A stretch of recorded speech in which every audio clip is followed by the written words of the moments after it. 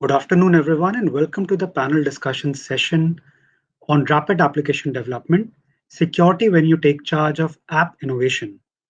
We have with us our esteemed panel, Mr. Mallikarjun Rao, CISO, Utkarsh Small Finance, Mr. Srihari Rao Kotni, CISO, Reliance Payment Solutions Limited, and our moderator, Mr. Ramesh Kauta, Chief Technology Officer, National Bank for Agriculture and Rural Development.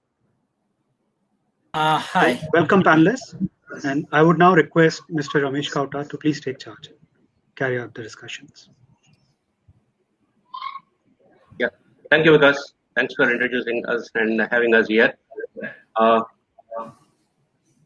would like to just start thanking for DSCI for giving us an opportunity to discuss the various developments on the rapid application development, which are actually the need of the hour. I will not go into the details of each of the speakers, and I'll let them speak for themselves. To begin with, myself, I'm Ramesh Kauta. I'm the currently CTO of NABARD, taking care of the technologies and various stacks. I overall bring cross experience from the technology side to security as well as in the overall application side of it. Today's session, I think, before I kind of ask questions, I'd like to set the context where and how, why we are discussing what I'm talking about. We all know that the financial securities is an area where it's growing very strong, and then you're seeing a competition. While there is a room, the digitization is actually becoming digitalization and transforming the businesses in a quite faster manner. These transformations are kind of demanding a lot more digitization and the need to connect with end users.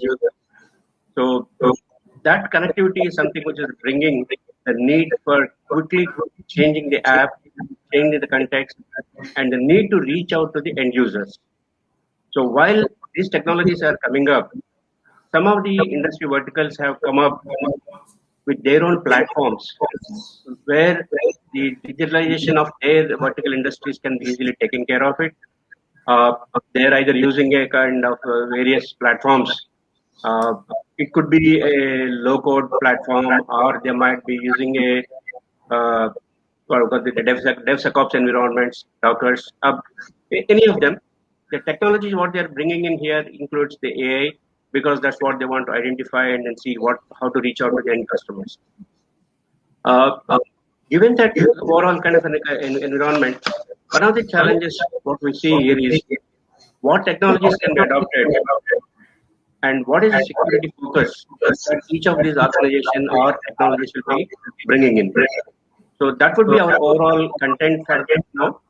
And I would request my panelists, Srihari and Mallikarjun Rao, to introduce themselves. So Mallikarjun Rao, you can go first.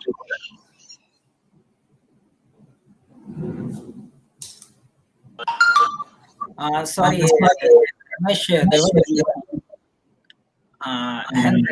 last one. Are you asking for introduction? Sorry, can you briefly go over introduce yourself?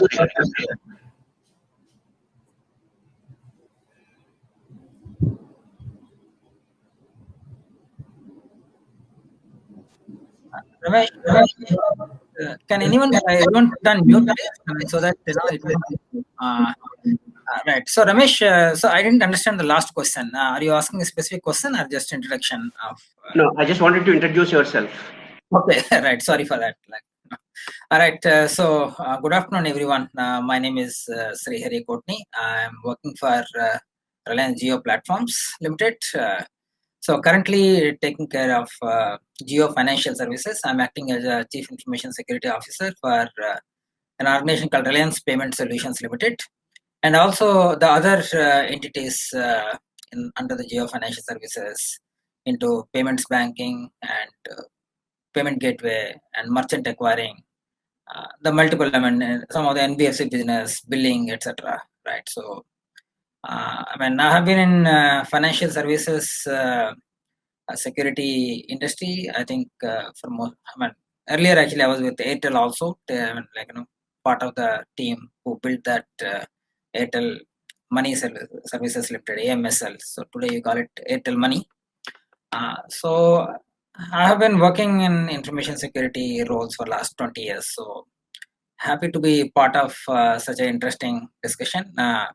I hardly see any discussions on this particular subject of rapid application development and how the changing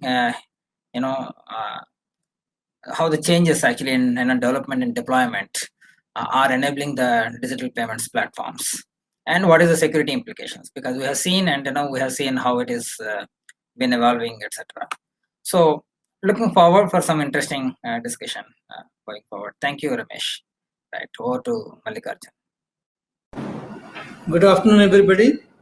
My name is J.N. Mallikarjun Rao. I'm presently working as Chief Information Security Officer of Utkarsh Bank, Utkarsh Small Finance Bank. Before this, I was CISO for Syndicate Bank before its merger to Canara Bank. Then I left the bank and joined recently from February of this year.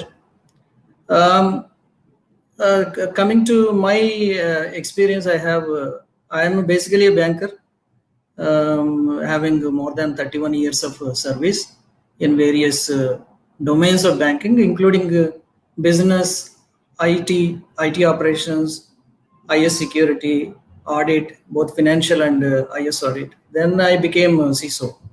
So as Srihari told, it is a very I think it is an insightful area. Even I am looking forward to learn so many things today, because as a customer of the bank, mostly we take off-the-shelf applications, and regulatory is always behind us. We have compliance risk also, mostly.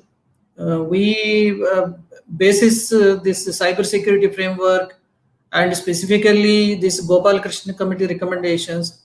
Gopal Krishna Committee went too far into that, and Gopal Krishna Committee told that you have to ensure the life cycle of application from security point of view.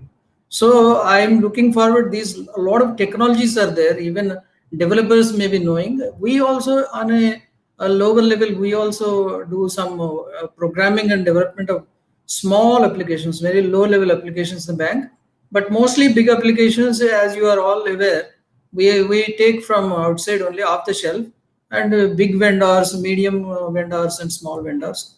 But going forward, I'm looking forward to it, as Srihari told, and thank you very much for introducing me, Mr. Ramesh. Yeah, this is it from me. Now, actually, we have seen between the multiple models like waterfall, spiral models, and came the agile methodology, and then came the next technology, the DevOps. Then now finally what we are seeing is the DevSecOps is another area where the silos are being removed, and they're trying to build the integration of the applications, leveraging the platform as well as the skill resources across the domain. Now that the DevSecOps also is becoming standardized and moving faster, this is only helping to some extent make this application faster. Now, Mallikarjun, I would like to ask this question to you more specifically. Now that you are on the customer side of it, working with them, what are the expectations of the end customers on using these applications and their availability and the security as a requirement? What are the demands coming to you on that space, and how are you addressing that? Actually, two things. One is business side, that is IT operations. That also where from the view of the regulator, even IT operations are also business area only. Ultimately, it is business risk. So two things are there. One is ensuring the security of the application, in the application and around the application. One thing is that. Number two is compliance risk. So what regulator is asking, how far we are complying with it. So first of all, first one is coming to the application. So what is the design of the application? Regulator, now he started, because fintech, this UPI and all, when they came, this mobile banking, internet banking, when these apps have become very small and more effective, like bullets. They are very small but very effective. So we have seen internet banking. CBS is a big thing. Then slowly we went into internet banking. So it was a small but very effective. Then still we went into mobile banking. The app is very small, but the effect is very good. This user experience, the way it delivered and all. Then this UPI came. So regulator is also concerned about that. So he is asking, like NPCI and all, they ask for source code review, application security testing, and then doing VAPT. They are easy, no issue at all.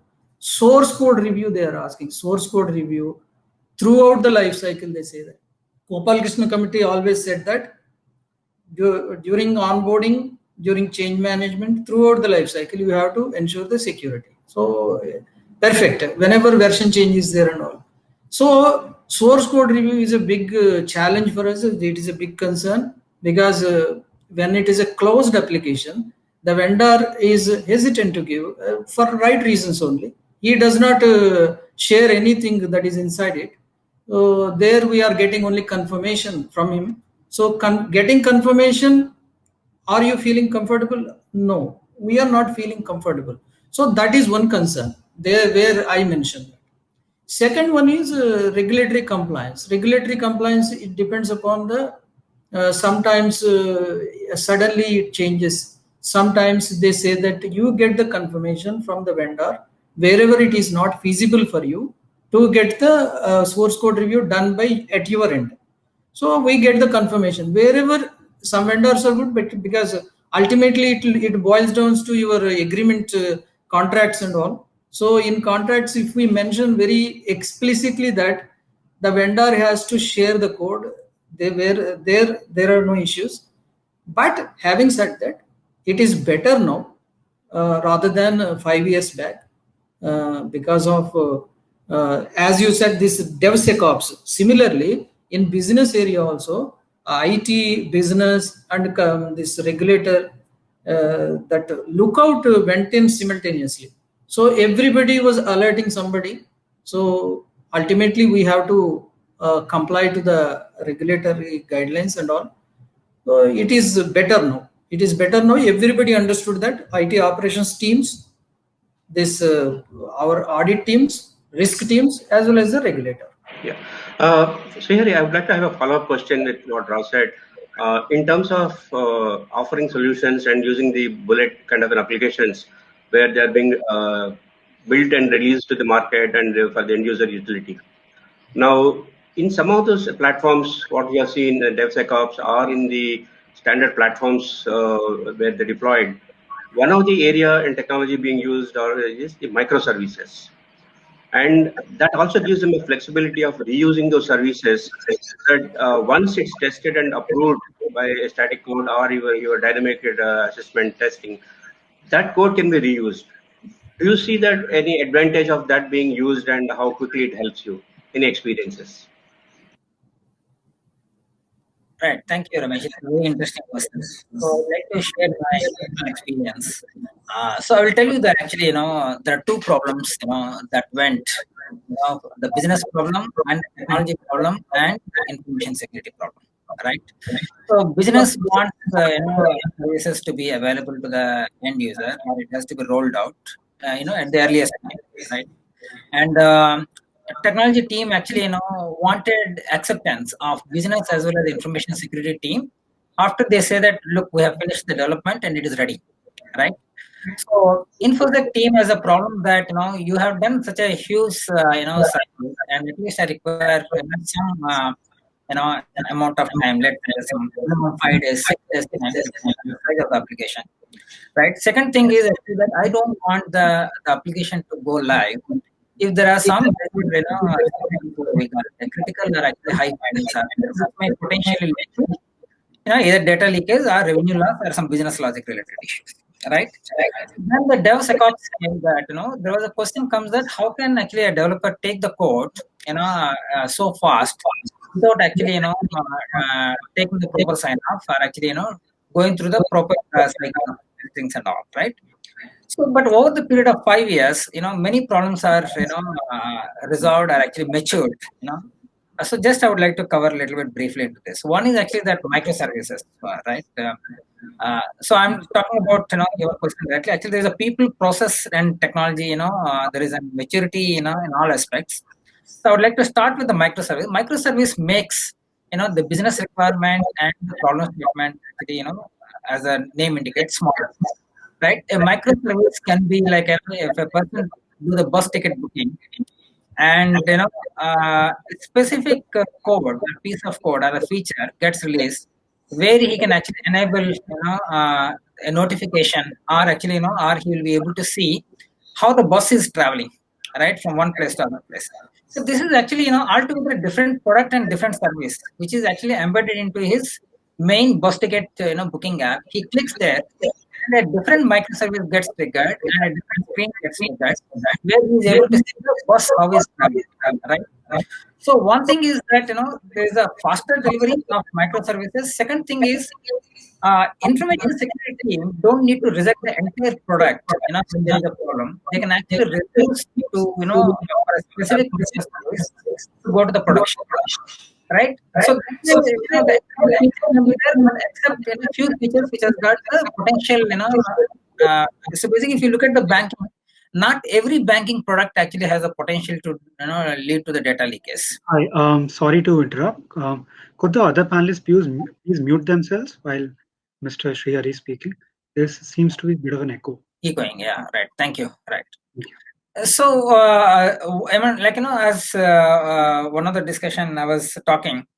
Today, a person actually, X, has a different experience than the person Y, because the microservice also you have a control that who can use this microservice. Probably I can release only for some first 100 people, to be able to use that particular feature. Rest of the people, can't use this feature. And meanwhile, you get time actually to do, full assessment of application.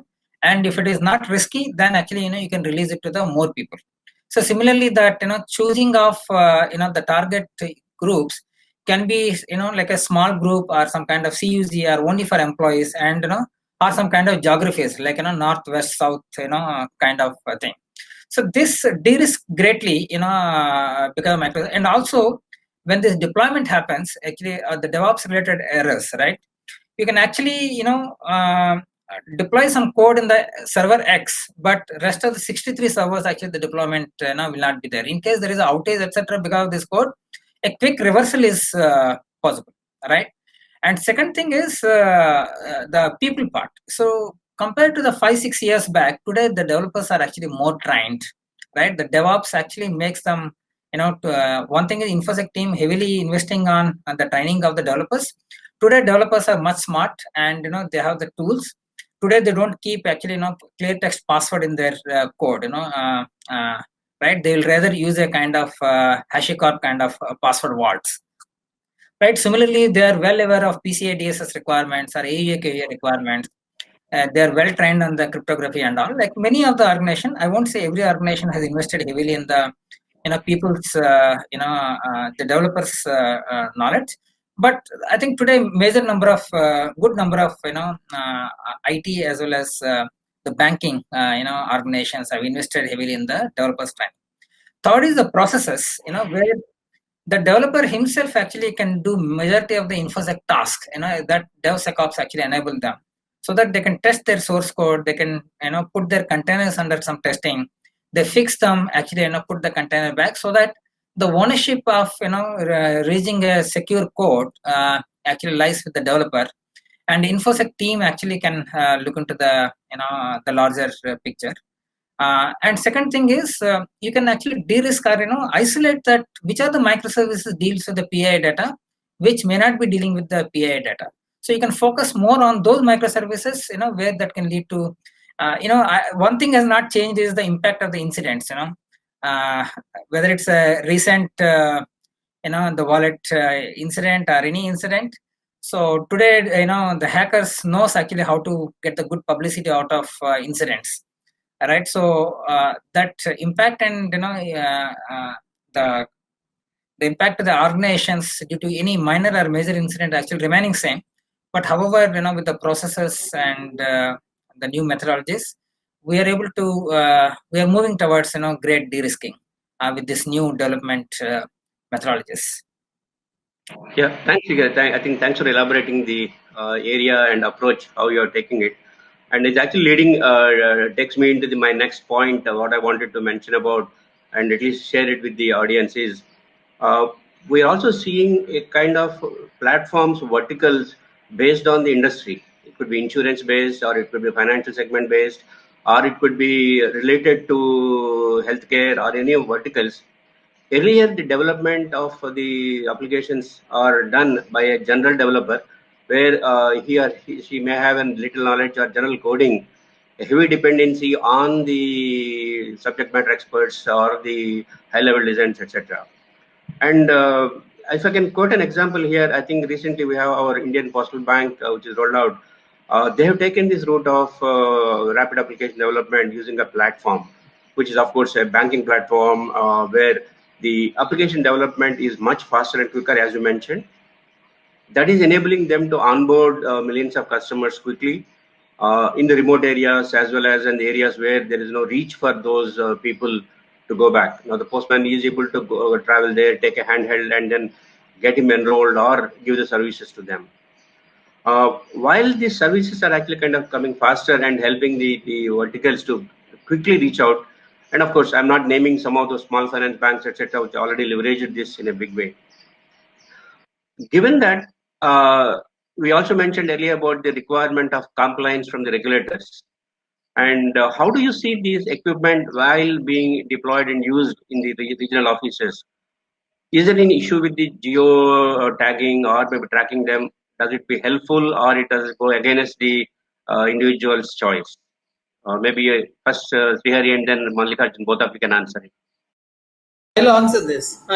Because I have some experience with this. Because as part of financial inclusion, yeah, whatever you told, it is correct. Because as a part of financial inclusion, I think it is already 10 years or even more than that.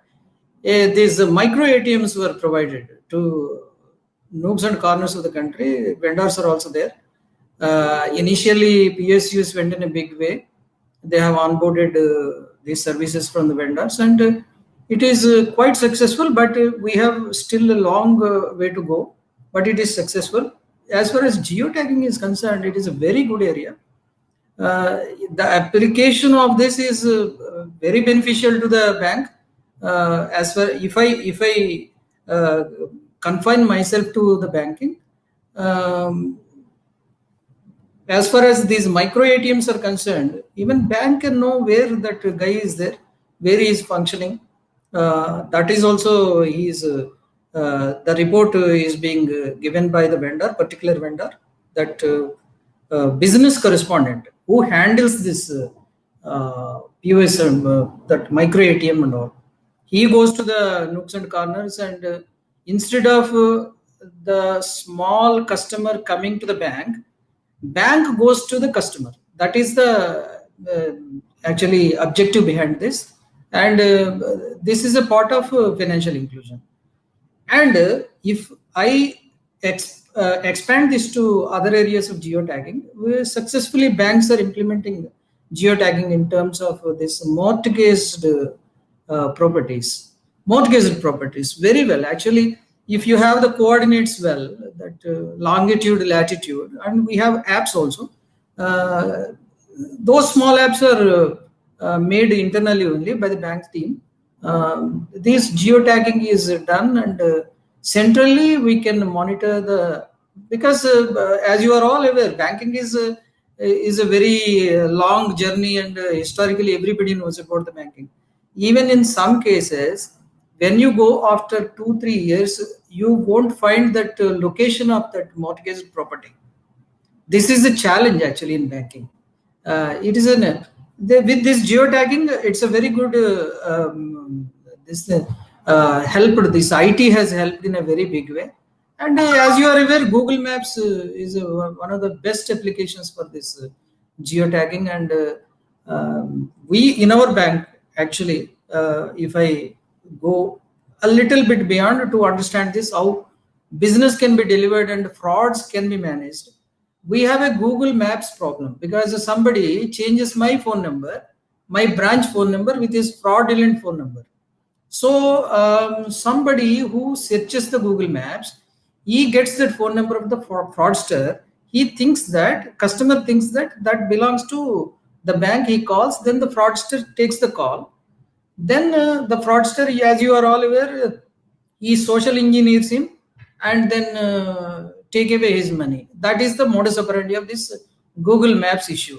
What in our bank we did was, we have taken up with this with Google. Then they told that you give your coordinates, longitude, latitude of your bank. We will geotag it, and we will you can own your business. For example, my bank is there, Utkarsh Bank. I can own. I did this is in the previous bank, which was a big bank. We successfully done because of geotagging. So nobody henceforth, if a fraudster tries to change the phone number, then one mail will come from Google to our bank. Somebody is trying to change the phone number. Is that you? Then we'll say yes or no, because it depends upon us. So geotagging is very important, and these applications, I should say that we are here in COVID situation, whatever might be rapid application development, waterfall model, whatever it is, because of rapid application development only, I have seen in SAN's annual report that they are telling that rapid application development actually ensured more security. Because when you do RAD, simultaneously you do at each point, touch point, you will do security thing also simultaneously. So they say that instead of you worrying about your security aspects when you do RAD, you should be happy that and adopt RAD.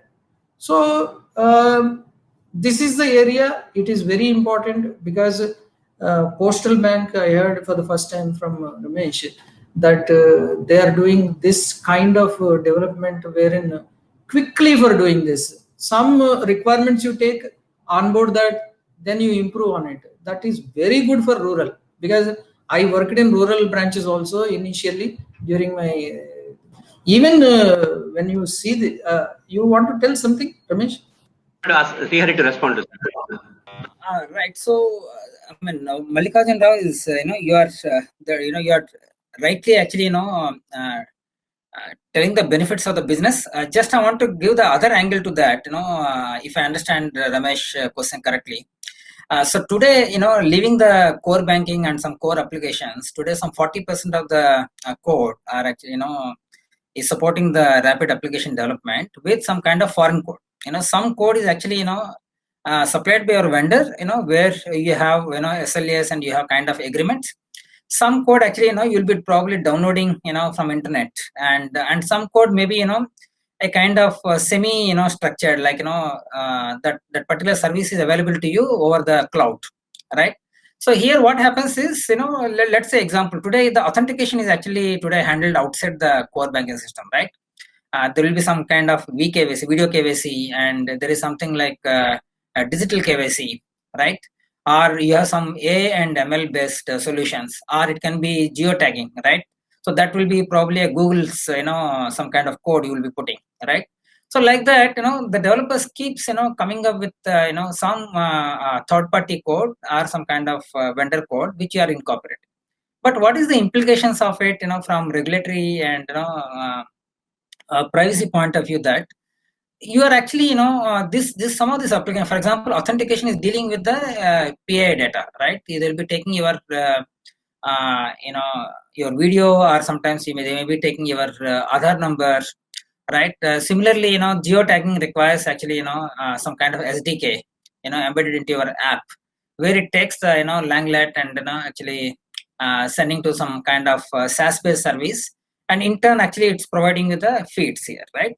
So there will be, the number of, we have to analyze them as an infosec, because if this particular Langlet along with the phone number goes to a third party, what if he misuses it? Actually, if that service is available, for someone to, for example, there is a Truecaller, right? Sorry to take the name.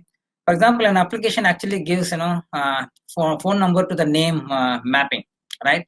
What if the, Langlet to the phone number mapping is available as a service for some vendor, who may not be so structured, and someone actually misuses it.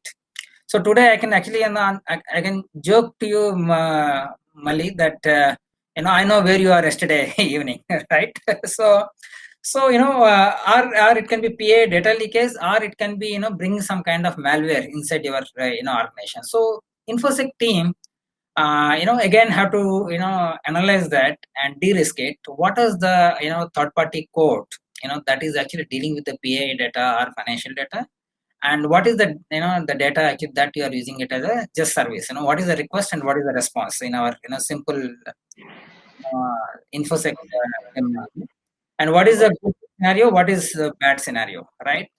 So if this is analyzed, and if there is no risk of like having any leakage of PA data or any kind of customer information or some kind of malware, some kind of remote access, right?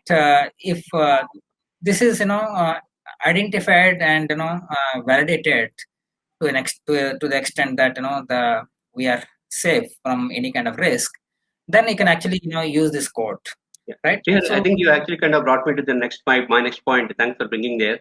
I know that we are all looking for a rapid application development, quickly building it.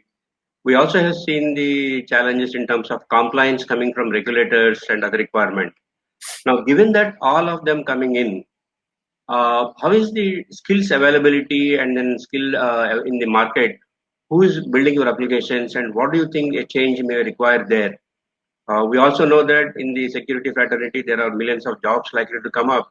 But however, the knowledge about the application security, it's not only a developer's perspective, it also functional people also need to be aware where the compliance is likely to kind of go out and then to direct.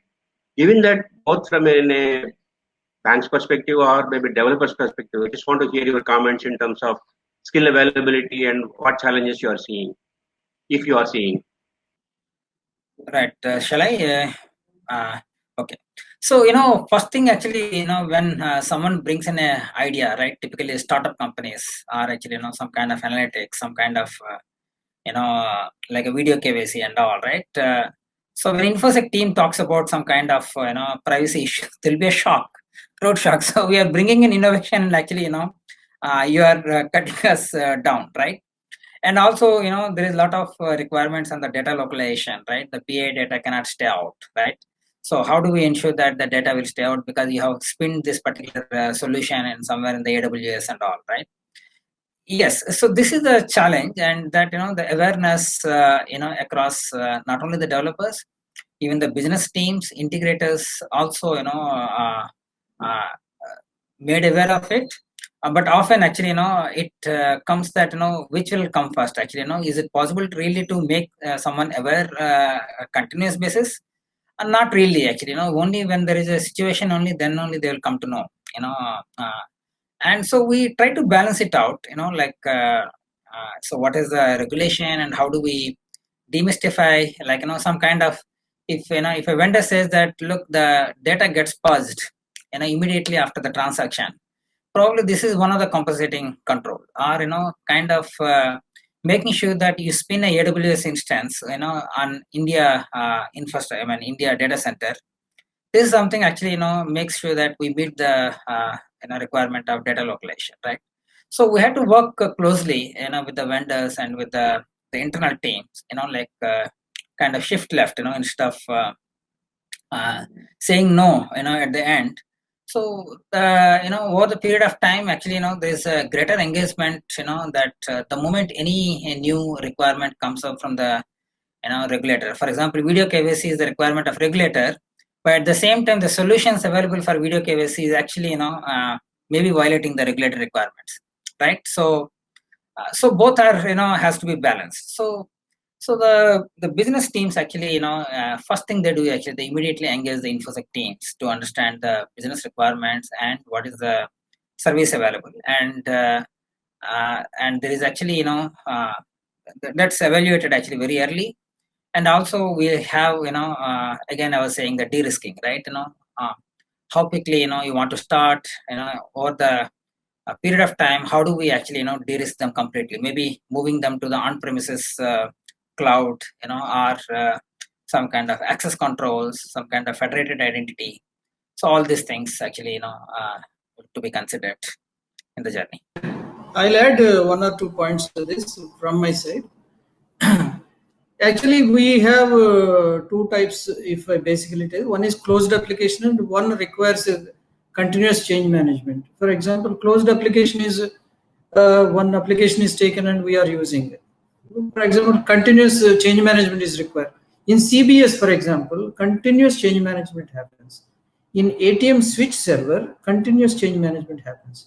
So there, if we see, because from customer point of view, I don't have much of a, but theoretically when I speak, there we actually, through agreements, we ensure that the vendor does this change management properly, secured in a secured way and in timely fashion. Timelines are very important for us. So lot of frameworks are there in place nowadays. As I see, programming, coding has become very easy for the people. It is not that they don't have a lot of good developers are there, but actually it has become even medium level developer also can deploy these business applications within no time. I think in that mail itself, Ramesh has told about low code and no code. This low code and no code, actually basically those are also useful for them to at least to decide a framework on which they improve upon later on.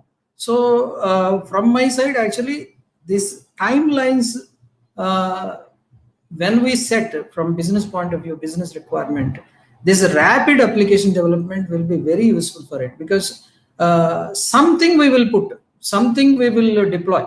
Later on we can see. So something when you deploy, when you are going to improve, when you are deploying the initial version, there itself you are taking care of security also. So talent is there, skills are there, and that talent is enabled by a lot of frameworks to deploy the this whatever is required for it. So this is my point. Actually, just I got another point. Want to make it before see if any questions are there. In some of this rapid application development, we also have seen multiple platforms requiring to come in development. You need to develop an Android application or iOS as well as the web or kind of multiple environments. Do you see those need in your businesses, and how are you addressing that? Actually, that is what I'm telling. We don't go too much into that area. Only we are actually covered by or secured by our agreements. Later on, these we will come to know. Finally, we will conduct our source code review. We will conduct even at the end of the day application security testing, periodical basis. When we find anything very easy, commercial applications are always secured. That is, take it for granted. Any website of the bank, any application of the bank which is procured commercially, that software provider will take utmost care and deploy this commercial. That is why you might find some vulnerabilities, but basically in a big way, more critical vulnerabilities you won't find. As per CVE, critical, that risk rating would be critical, but actually when you see that from a technical point of view, it is not critical. So we, from user point of view, we have our controls in place. When we see that, we will again get it rectified, and this goes on. So here, if I have to add, this is a bit, will be useful for someone actually, who do a very deep, analysis of, this Android and, iOS. So just I want to point there that Ramesh, that some of this NPCI requirement, right? There was a major fraud happened actually. One couple actually has been duped of some kind of sending a pet ambulance, right? So this breach happened because of some feature or actually security feature of iOS, right?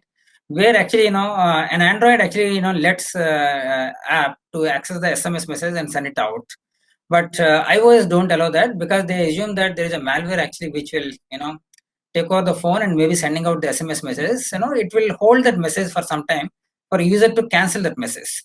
So that has been exploited actually now to route this particular SMS message to a fraudster, and fraudster actually did the device binding on his phone. So why I'm saying this, that irrespective of how secure your code is, somewhere the business logic actually becomes counterproductive, right?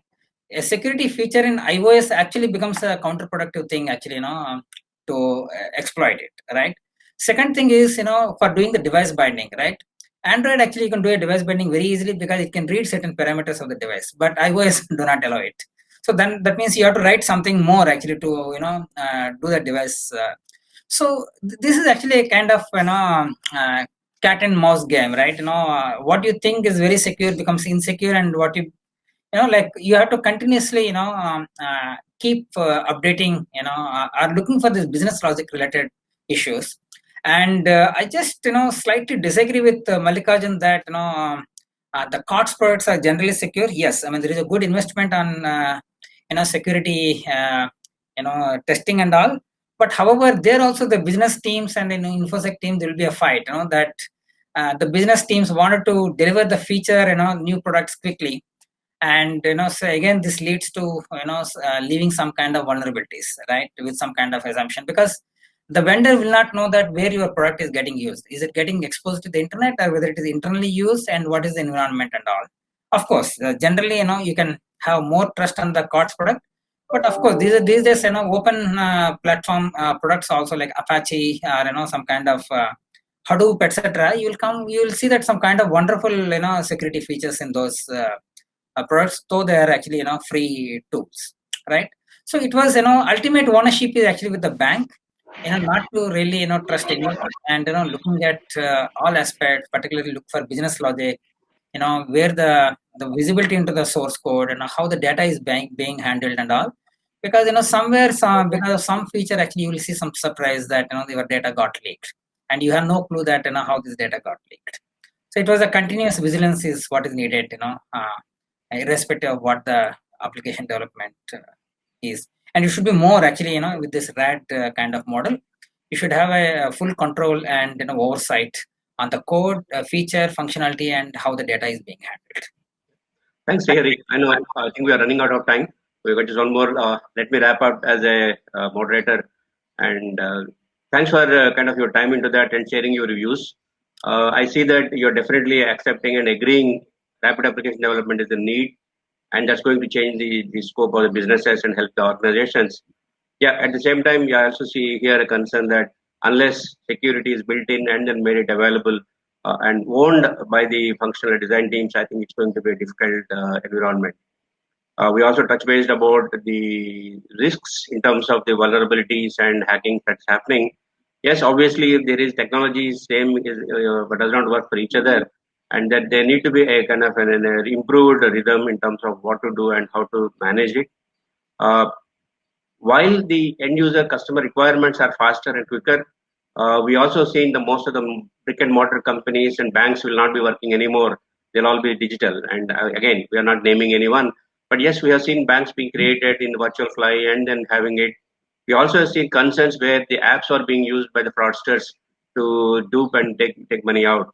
So where there is a control and how to go about it is, I think there is a suggestion sometime back by DSCI to see if they can start up our own Indian-based portal where instead of going for other portals to download, maybe the secured authorized apps can be kind of built and loaded, so that only those apps which are kind of in the Indian environment will be leveraged and used by anyone, and that's going to kind of revolutionize the help our end customers in a big way.